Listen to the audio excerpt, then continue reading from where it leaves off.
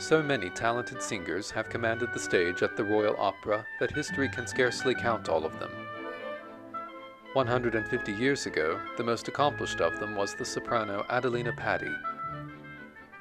The composer Giuseppe Verdi described her as the greatest voice that ever lived.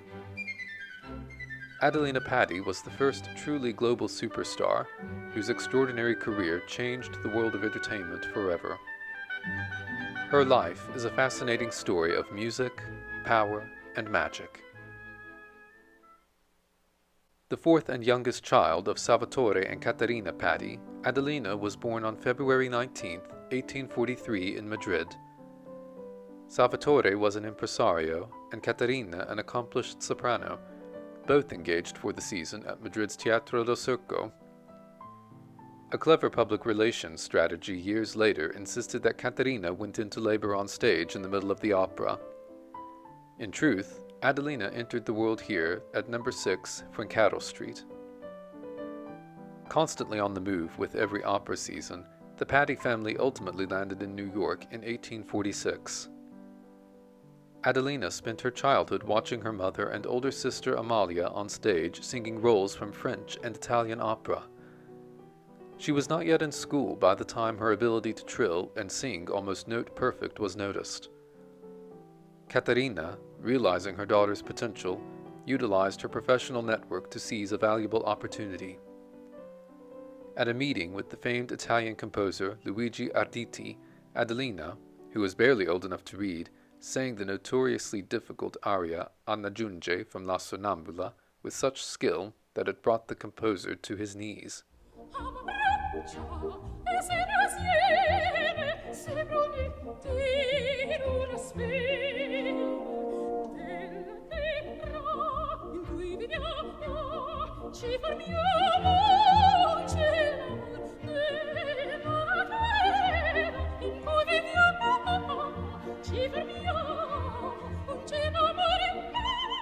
Salvatore immediately thrust Adelina into a strict regimen of vocal training.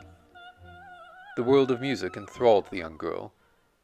Even during playtime, Adelina would reenact scenes from the stage, wrapped in blankets before an audience of dolls and toys.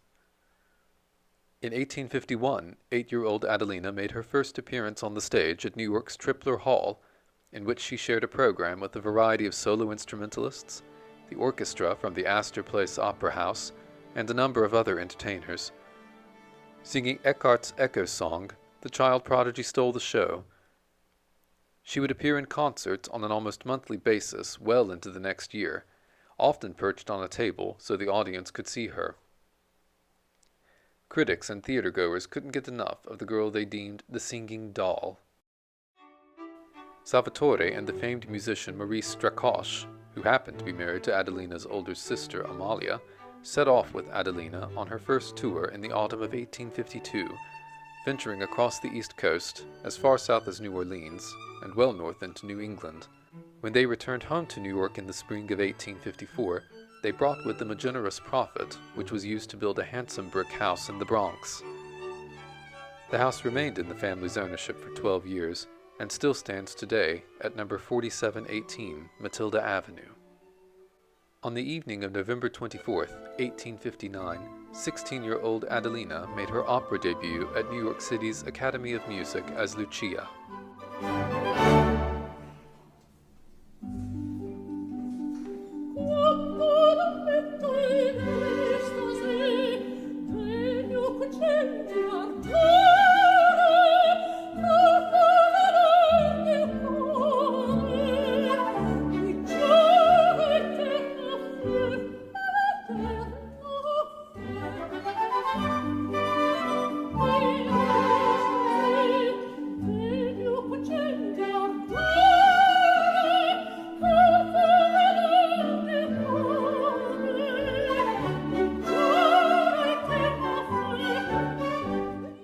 Her girlish good looks and warm soprano drove the house mad. According to the Tribune, her voice is clear and excellent. The brilliant execution which she begins with at the outset of her career ranks with that where the best singers end. This is saying a good deal, but it is not an overstatement. No longer a mere girl in the eyes of the music world, She was given the dignity of an artist, and from here on called simply Patti. Patti made her European debut as Amina in La Sonnambula at the Royal Opera House in London in the spring of 1861. While celebrated in the American Northeast, she was entirely unknown to opera-goers in London. Whispers ran through the audience when her delicate visage, barely 5 feet tall, stepped onto the stage. A review in the Morning Post the following day conveyed the public sentiment. All, or nearly all, the cadences, variations, and embellishments introduced by Mademoiselle Patti were original. Her voice is a high and light soprano, perfectly pure in intonation, flexible, clear, and bright in tone. She will presently become a very bright particular star that all musical London will do homage to. After her successful debut at Covent Garden, Patti began her conquest of mainland Europe. She was a regular fixture in Paris, Brussels, and Vienna, and over the next few years expanded her repertoire to include such roles as Zarina in Don Giovanni, Marguerite in Faust, Rosina in The Barber of Seville, Harriet in Marta, Violetta in La Traviata, Marie in La Fille de Rigemont, Leonora in Lo Trovatore, as well as Ninetta in La Gazzaladra, among others. Patti never liked to smile in photographs, as she had 2 sets of eye teeth and looked a bit like Dracula when she laughed. Critics noted that her voice became richer and more flexible, and her acting noticeably more natural and graceful. Even the most dedicated historian would be challenged to find a poor review of Patti surviving from this time, if such critiques ever existed to begin with. Queen Isabella of Spain was so impressed at a performance in Madrid that she sponsored the release of 200 canaries, who flew toward the stage and surrounded Patti in a spectacular scene.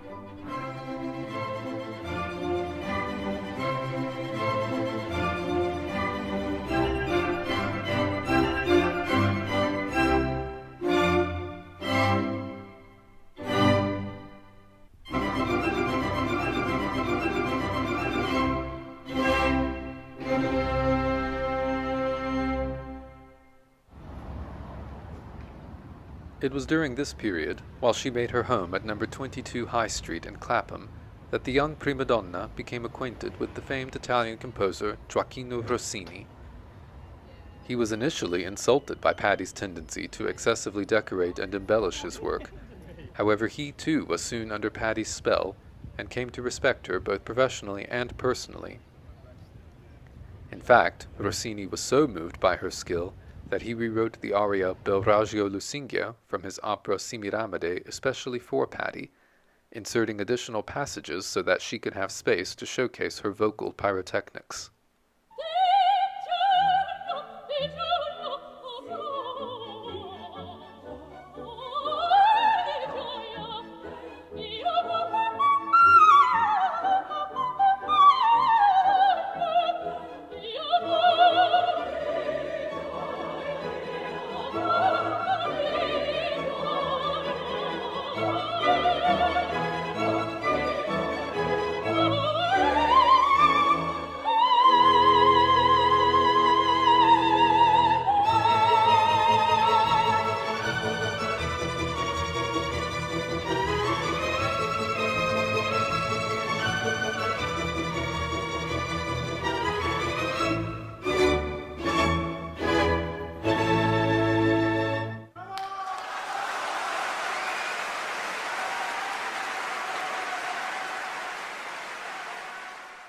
By the time she was well into her 20s, Patti's personal life had become as interesting as any role she performed on stage. A romance had developed between Patti and an equerry of the French emperor, the Marquis de Caux. They were married at the Roman Catholic Church on Clapham Park Road in London in July 1868.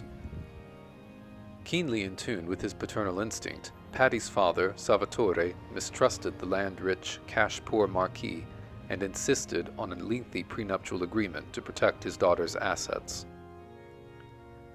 Their honeymoon was short, in various senses of that expression. Patti had hoped that she could soon retire from the stage, where she and the Marquis anticipated spending the remainder of their lives at the French court close to the Empress Eugenie, with whom Patti had developed a close friendship. The Franco-Prussian War, however, changed all of this when the Second Empire fell in 1871, and Emperor Napoleon III, the last king of France, was thrown into prison. As fate would have it, Patti had little choice but to continue singing, since she and the Marquis now had no other means of supporting their lavish lifestyle. Patti was not to go long without royal patronage, however. In the summer of 1872, she was flattered by a command from Queen Victoria to sing in private for the monarch at Windsor Castle. The Queen later wrote in her journal, "I was charmed with Patti, who has a very sweet voice and wonderful facility and execution. Her rendering of Home Sweet Home was touching beyond measure, and quite brought tears to one's eyes." Patti spent much of every opera season in the early 1870s in St. Petersburg and Moscow, where Russian audiences received her with no less enthusiasm than those in the West. At the end of her debut performance there in La Sonnambula, the audience called her out from behind the curtain more than 40 times. Even the legendary composer Tchaikovsky praised the purity of her coloratura and the accuracy of her intonation. Perhaps the most enthusiastic of the Russian clientele was the liberal-minded Tsar Alexander II. During one intermission, he invited Patti to the royal box, where he decreed she was to refer to himself and the Tsarina as Papa and Mama. There, the great father of the Russian Empire, who had abolished serfdom and sought to restructure Russia as a more progressive and modern society, lived by his preaching and humbly served tea to his favorite singer. It was during one such ethereally frigid Russian opera season that Patti starred alongside the Italian tenor Ernesto Niccolini in Gounod's Romeo and Juliet, where the two starred in the title roles. Their initial dislike of one another slowly thawed into a burning romance, aided, no doubt, by Patti's growing frustration with the Marquis and his increasingly controlling behavior. In fact, it was the Marquis himself who first detected their romance, having noticed during a performance of Romeo and Juliet that Niccolini kissed Patti a total of 21 times throughout the 3-hour-long performance, precisely 15 more times than the libretto stipulated. The class-conscious Victorian world gasped when it was announced that Patti and the Marquis finally separated in 1877, shocked that a marchioness would abandon her aristocratic husband for a tenor of obscure lineage. Patti could not have cared less. Some began to notice that she performed the role of Violetta in La Traviata with particular gusto during this tumultuous period of her life. She may in fact have found resonance with Verdi's character of Violetta, who also found herself conflicted by privilege and passion.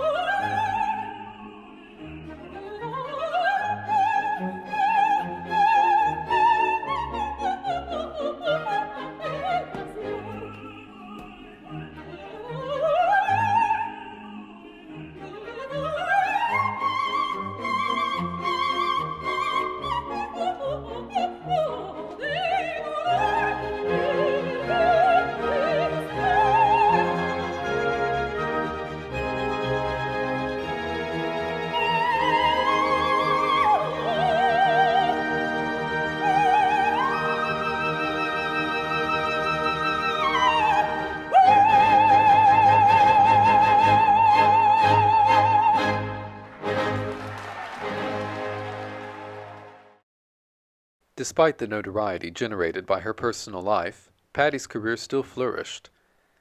She had debuted new roles in Vienna as Gilda in Rigoletto, Desdemona in Otello, and Elvira in Ernani, earning so much adoration from Emperor Francis Joseph that he appointed her singer of the Austrian court.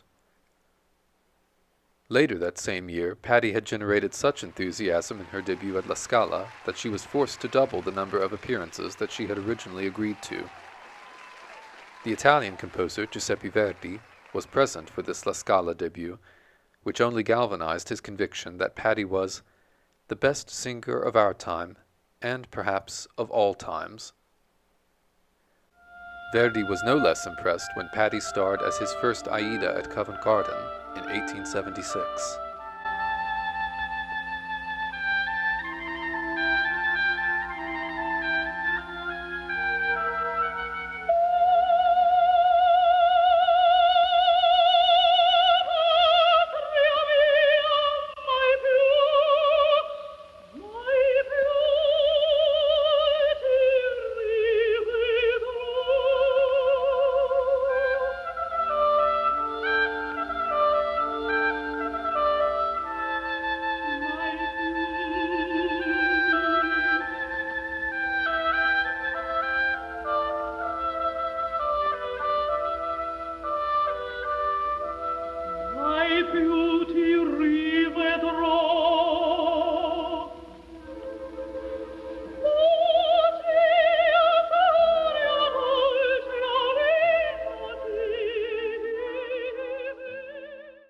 Patti may well have been the unquestioned prima donna assoluta, with endorsements from Europe's composers and crowned heads alike. However, she was not without competition. Therese Tiegens, Christina Nilsson, and Etelka Gerster were singers whose own successes annoyed Patti, despite her own artistic accomplishments. The only singer of the age who presented any real threat to Patti's reign was Emma Albani. While preparing for a performance in one English theatre, Patti's careful eye spotted a framed portrait of Albani, whereupon she ordered the theatre's manager to turn it to the wall before she began her performance. The reign of Patti was at its peak. By her 30s, the diva had begun to long for a quiet retreat where she and Niccolini could escape from the taxing and transient lifestyles demanded by their careers.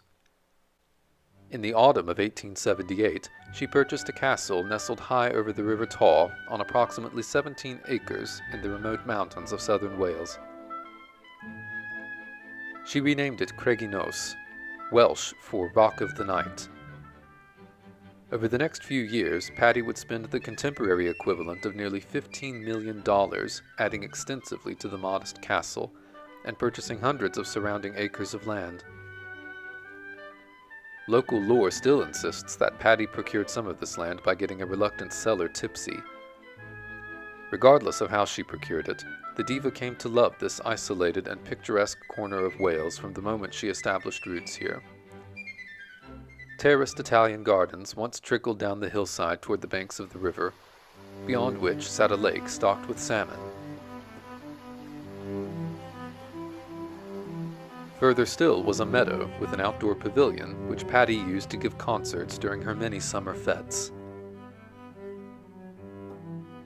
Today, Craig-y-Nos is a modern bed and breakfast and wedding venue, although in Patti's time its interior was grand and just as impressive as its parkland. It was one of the first homes in Great Britain to feature electricity. Within the castle's warren of rooms could be found a drawing room,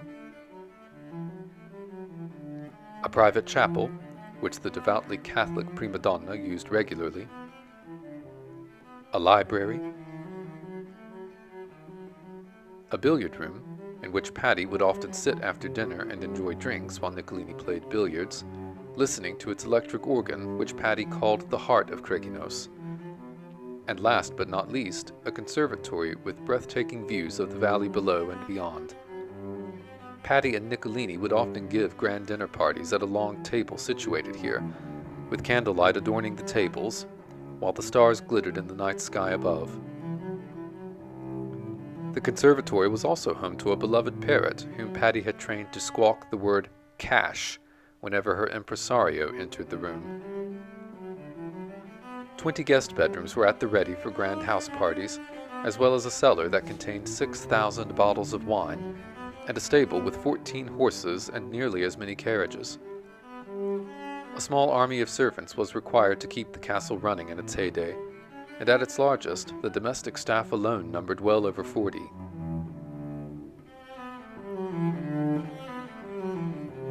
In order to facilitate ease of access to this remote corner of Great Britain, Patti also financed the construction of a small railway station on the Neath and Brecon Railway, which passed northward up the mountain from Craig-y-Nos.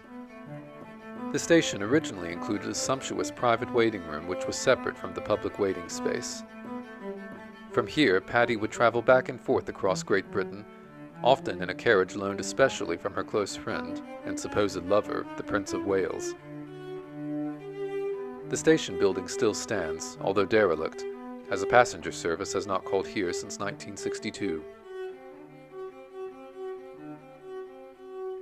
As is the case with most interesting people, Patti's personality was complex. She was imperious, vain, and self-indulgent, yet she was also intuitive, kind, and exceedingly generous. Decades before the establishment of Britain's social security system, Patti seeded a generous pension fund for workers who retired from service at Craig-y-Nos, attached with the promise that retired employees with nowhere else to go at the end of their working lives were free to spend the rest of their days at the castle. Her unbridled generosity extended to those living in the community as well. Every Christmas for years, Patti gave money, gifts, and refreshments to the local elderly and needy, as well as to thousands of children.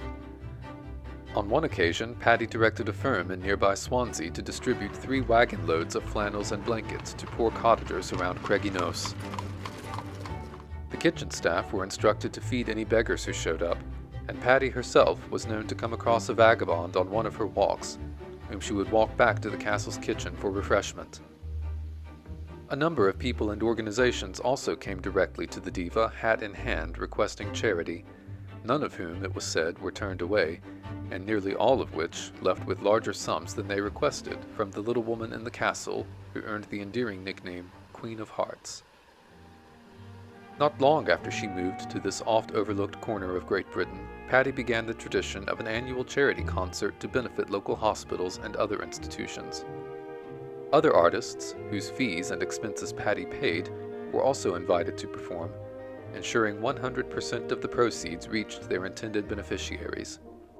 Grateful mayors declared local holidays when Patti was in town performing. Crowds and local dignitaries would meet her at the train station, where an assembled military escort would take her to the theater.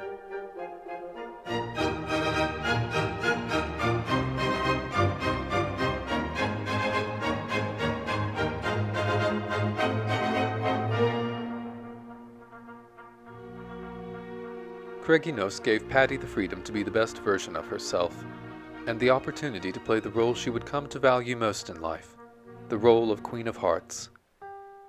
And to further reciprocate her love for Wales and its people, Patti even learned the difficult and ancient Welsh language so that she could sing them their national anthem. Gratitude and respect for Patti in southern Wales endures. Hans Shadow's painting of her still hangs in the Guildhall in nearby Brecon. To celebrate the 20th anniversary of her opera debut, Patti set off for a tour of America aboard the steamer Algeria in October 1881. It was the first time she had traveled to America since her debut. When Patti stepped off the Algeria in New York, she was welcomed by a crowd of onlookers and reporters. The steamship Blackbird pulled alongside the Algeria, festooned in flowers and American flags, and a brass band upon its deck struck up the Star-Spangled Banner. The New World was proud to welcome back its own homegrown prima donna, in an age where most opera performers had to be imported from Europe. The tour schedule was grueling, with Patti's contracts requiring multiple appearances in different cities within the same week. Her private railroad car raced across the continent, and wherever she sang, the crowds went mad. After one concert, a group of adoring men unhitched Patti's carriage from its horses and pulled the diva back to her hotel themselves. Celebrity status of this magnitude had never been seen before. Patti stole the show and often booked theaters beyond capacity.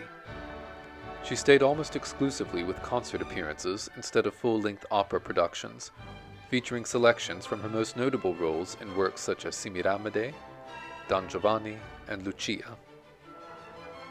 Patti also performed a number of English and American folk songs for which she had become known, including her legendary rendition of Home Sweet Home. One scrupulous critic noted that she earned 42 cents for every note she sang from Semiramide, which was a great deal more than even Rossini had earned for composing it. The fanfare was unceasing. Even King Kalakaua of Hawaii sent his chamberlain to confer honors to Patti.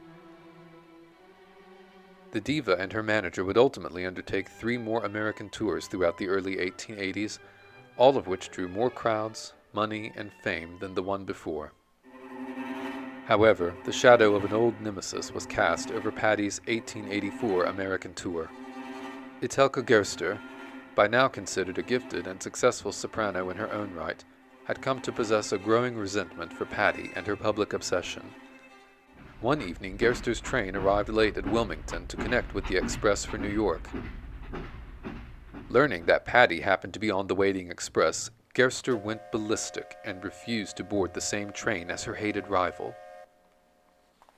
Patti, too, was furious when she discovered the train had been delayed by nearly an hour for Gerster, for whom distaste had by now become mutual. Their intense feud became public after a performance in St. Louis in February. Patti had boasted to a reporter that Missouri's Governor Crittenden had approached her backstage and congratulated her with a kiss. When asked sometime later by another reporter for her thoughts on what became known as the Patti kiss, Gerster simply replied, "There was nothing wrong in a man kissing a woman old enough to be his mother."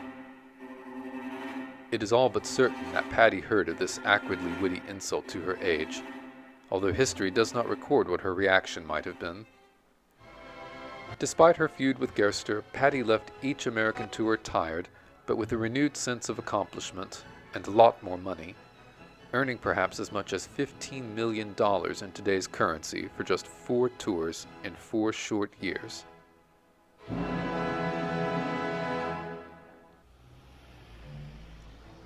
Perhaps bolstered by her American success, Patti decided to attempt the role of Carmen at Covent Garden in June 1885.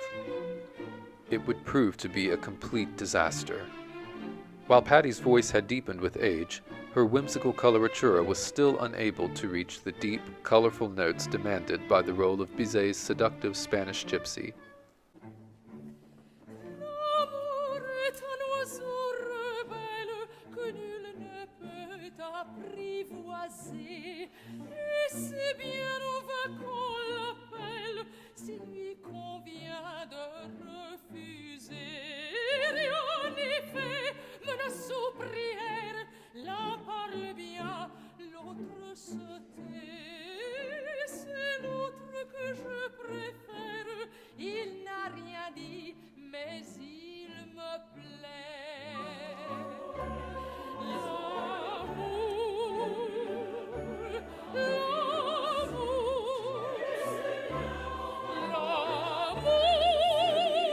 Patti would attempt the role of Carmen several more times during the 1885 opera season, but even the most sensitive reviews were still critical.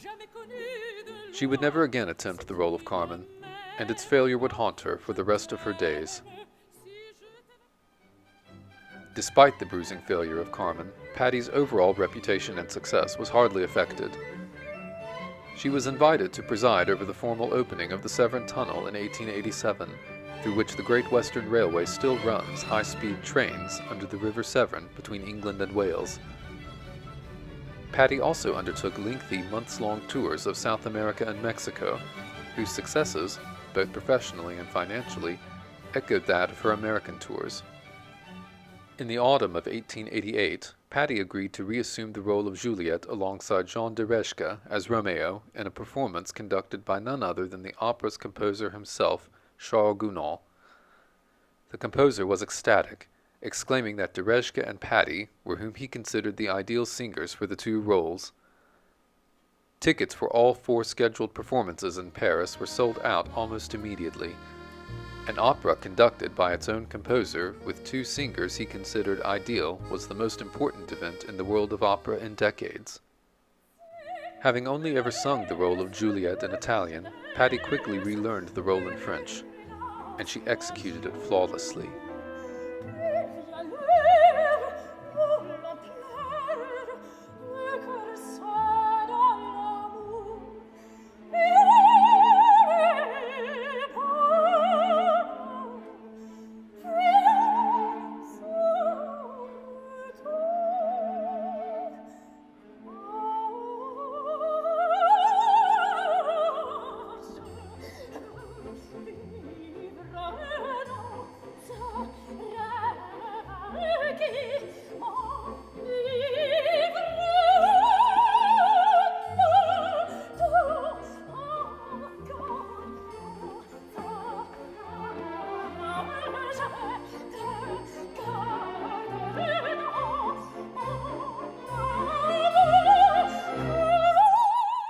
This would be the last time that Patti, now closing in on 50 years of age, would perform the role of the youthful Juliet, an event commemorated by flurries of specially printed cabinet cards.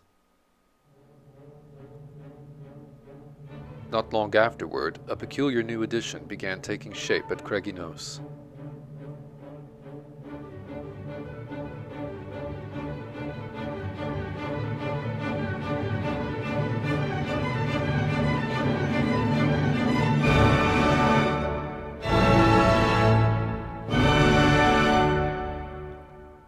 A private theater. At 40 feet in length and just 26 feet wide, it was designed to accommodate just 150 guests.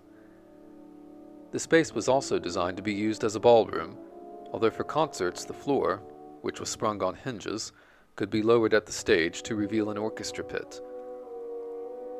Behind the stage were dressing rooms and equipment rooms, including a switchboard for the 281 electric light bulbs that illuminated the stage and theater.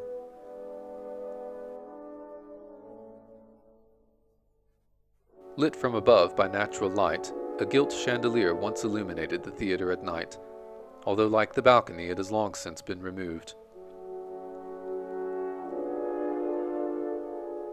The architrave is decorated with the names of composers whose works inspired Patti.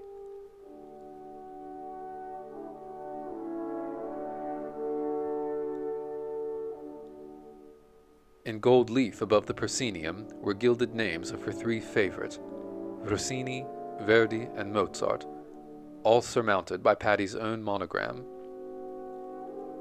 Most spectacular was the act drop, which depicted Patti descending from the heavens in a Roman chariot as Semiramide, the role Rossini adapted especially for her in her youth.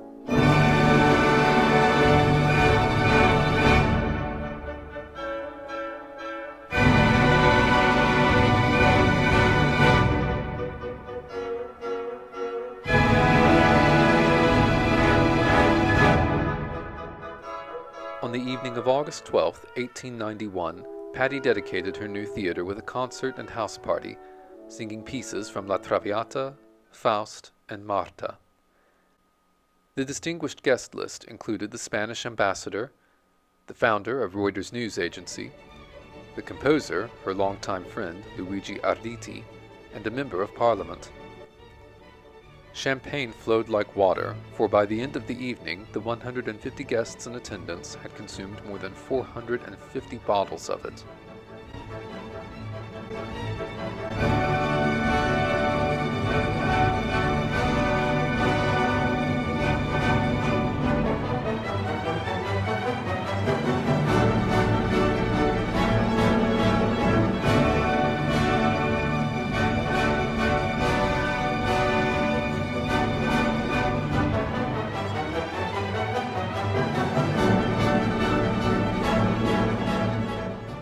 Painstakingly preserved, the theater is a Grade 1 listed structure, designating it a building of exceptional historical and architectural value.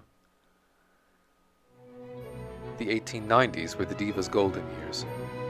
She was earning the modern equivalent of $115,000 for each performance, exponentially more than most opera stars earn today. Patti had also become an excellent businesswoman. She was the first singer who insisted on also taking a percentage of the box office for her performances, instead of just a flat fee. Further, her contracts by this point stipulated that she was free, but not required, to attend any rehearsals, and she rarely did, instead sending her secretary to stand in her place. Patti's age had deepened and enriched her voice into a mezzo-soprano, giving her the confidence she needed to finally sing Wagner, whose work she had long admired.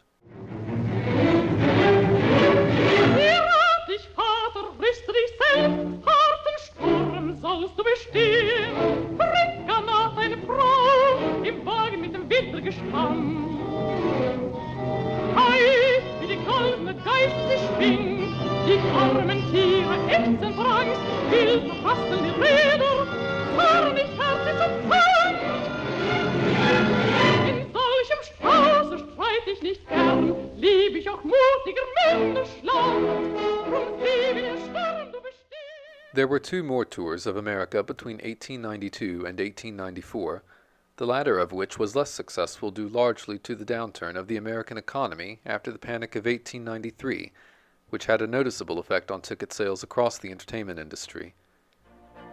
The grandeur at Covent Garden, however, was not affected by the American recession. When Patti stepped onto the stage during the ballroom scene of La Traviata, the audience gasped. From collar to hemline, her white satin gown was covered in nearly 4,000 diamonds by Cartier. The diva flashed with the brilliance of thousands of bolts of lightning with every single move. The dress no longer exists. Although valued today at well over $30 million, it holds pride of place in the annals as the most expensive stage costume of all time. As Niccolini's health began to deteriorate, the grand parties and entertainments at Craig-y-Nos gradually became few and far between. Concerts in the theater became an eccentric affair. With no house guests to shower her in adoration, Patti obliged the servants to assume their role. They cheered Patti as she sang, showering torrents of artificial flowers and wreaths down from the balcony. Even Patti's butler was not exempt, often being drafted to stand opposite as leading tenor, mouthing and miming his way through the piece. Once the performance was finished, Patti would vanish behind the curtain, the servants were dismissed to return to their work, and footmen would clean up the artificial flowers and store them away for the next time Patti chose to perform en famille. Niccolini finally died in 1898. Although he and Patti had spent, married and otherwise, more than a quarter of a century together, their final years may have been defined by some tension, as Niccolini completely excluded his wife from his final will. Patti abandoned her widow's weeds in just a matter of weeks, and in just several months' time she had walked down the aisle yet again, this time to a man half her age, the Swedish aristocrat, the Baron Cederström. He gave Patti the affection and adoration she so desperately needed. However, he also exercised a significant degree of control over Patti. He alienated her from friends and family. The household staff at Craig-y-Nos was reduced from 40 to just 18. Even the grand house parties for which Craig-y-Nos had been designed and become famous for ground to a halt. Patti staged her beloved theater's final opera in October 1899, with one last production of La Traviata.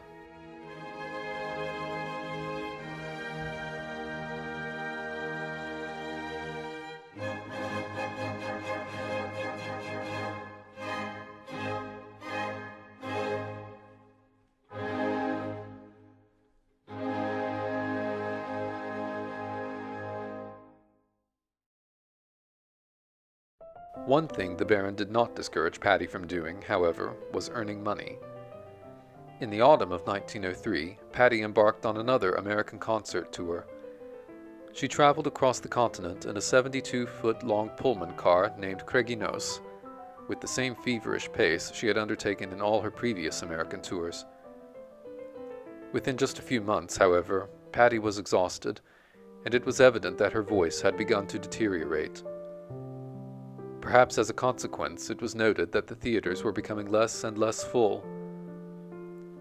Exhausted and disappointed, Patti cut short this final American tour and sailed for home aboard the Lucania. The reign of Patti was coming to an end. The opening years of the 20th century were a time of technological innovation. Electric lights and automobiles had begun to rouse the Victorian age. Recording technology was revolutionizing the entertainment industry. Like most artists of the time, Patti considered the gramophone little more than a novelty, certainly not something to be taken seriously by a reputable singer. She was finally convinced to sit for a recording session by the gramophone company in 1905. The diva, however, was not about to go to their studio in London. She demanded instead that the company bring their equipment to Craig-y-Nos. After protracted negotiations, representatives of the gramophone company arrived at Craig-y-Nos to record Patti's voice in December 1905. The servants had cleared 2 large bedrooms for use as a studio. The recording machine had been installed in one room, with the recording horn protruding through a curtain-covered doorway. The piano was elevated on crates in the far corner of the room, so as not to overpower the vocals on the disc. For 2 days, Patti anxiously inspected the equipment, nervous and unsure of this bold new step. She was 62 years old, and she knew her voice was well past its prime. Each evening she thanked the men for their patience and offered them champagne, her aqua vitae, for dinner. Finally, after 3 days, Patti agreed to sit and sing into the machine. The first song was Mozart's Voi che sapete. The recording manager noted that Patti struggled throughout to control her breath, and also struggled with high notes, but that her trill, intonation, and enunciation were still pristine after so many years of use. Once the song was finished, Patti excitedly demanded to hear it played back.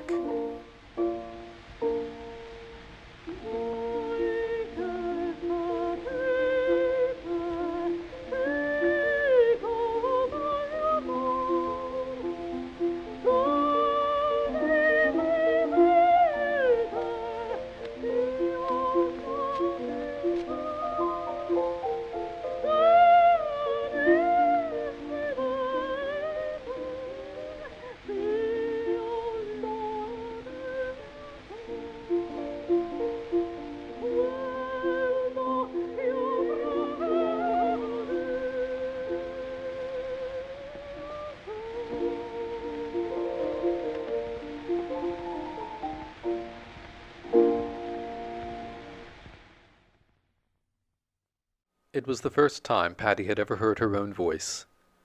A tear rolled down her cheek. Humbled by the beauty of song, she remarked, as only Patti could, "I know why they love me."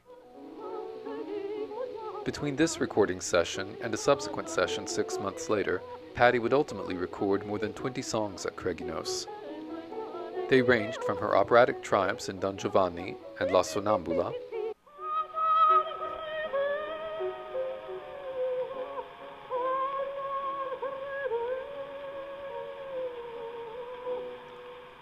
to the Scottish and American folk songs like Home Sweet Home that endeared her to the public. Among these was also a special New Year's greeting Patti recorded for her husband, the Baron, which was not intended for publication. It is the only record of her speaking voice, and offers a chance to appreciate her unique accent, shaped by a lifetime of cultural and artistic exposure throughout Europe and the Americas. God bless you, my dear husband, for the new year 1906. This is a message which I want you to keep for all time, so that you may have my voice ever with you. Your loving Adelina, otherwise Patti. The recordings Patti made at Craig-y-Nos are not the product of a singer in her prime, but still, her voice is the only voice trained and revered by the grandfathers of classical music that lived long enough to participate in the recording age. Patti's voice is an immortalized link to Rossini, Verdi, Gounod, and others, and ultimately, her willingness to sing for the gramophone company helped legitimize the early recording industry as a respectable art form. As time went on and Patti's health declined, she became increasingly reclusive with the Baron. She rarely traveled abroad. They often attended the opera in Covent Garden, where Patti fixated on the stage, flashing smiles to Tetrazzini, Melba, and all the other young new divas of the 20th century. Her last public performance was at a charity concert at the Royal Albert Hall in London on October 24, 1914. It was a prolific bookend to an extraordinary career spanning more than half a century. During that time, kingdoms had dissolved away into republics, and technology had made darkness, distance, and the world itself all seem smaller. Through it all, Patti had reigned, dominating the public consciousness as prima donna assoluta. Despite having retired from the stage, and complications from worsening heart problems, Patti was not able to sit still. She took daily walks around the parkland at Craig-y-Nos, and visited wounded soldiers convalescing in nearby hospitals. In 1918, she gifted the castle's winter garden to the city of Swansea. It was eventually moved and reassembled in the city and still functions today as a performing arts center, fittingly named the Patti Pavilion. Patti died at her beloved Craig-y-Nos on September 27, 1919, after a short bout of pneumonia. She was embalmed and sealed in her lead-lined coffin in the castle's cellar before being taken away by special train to London. Pursuant to her wishes, the prima donna was buried next to the tomb of her beloved mentor and friend, Rossini, at the iconic Père Lachaise cemetery in Paris. Unbeknownst to Patti, however, the composer's remains had been repatriated by the Kingdom of Italy and moved to Florence decades earlier. Rossini's empty Parisian tomb is always decorated in armfuls of flowers and mementos. The adjacent grave of one of his dearest protégés, the woman who was once the world's most iconic celebrity, is by contrast rarely decorated or even noticed. Now that the diva was dead, so too died the magical world she created at Craig-y-Nos. The Baron sold the castle and most of its contents in 1920, and the building was transformed into a hospital for children and tuberculosis patients named the Adelina Patti Hospital. Swept away was the grandeur of a bygone age. The sanatorium closed in 1959, and hospital operations for the elderly continued until 1986, when patients were transferred to the new Eastergenlies Community Hospital. In the early 1990s, the castle opened as a functions venue, while conservation and restoration work began.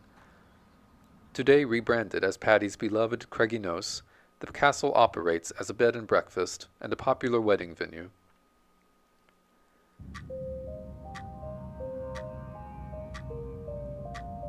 Patti may have died at Craig-y-Nos more than a century ago, but there are many who insist, with compelling evidence, that her spirit never left. In fact, Craig-y-Nos is widely acknowledged as one of the most haunted castles in Great Britain, having even appeared on the dramatized paranormal investigation show Most Haunted. Phantom patients, an unsettled opera singer, and a curse awaits the most haunted team in Wales. There's something up here, I'm telling you now, there is.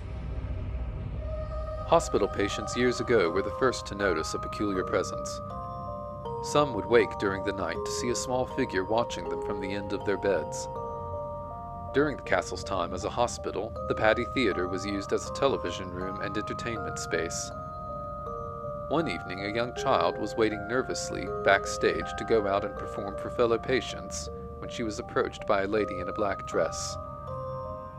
The mysterious lady bolstered the girl's confidence and assured her she would impress everyone during the performance. Only later, after the talent show, was it realized that no such lady was present at the function that evening.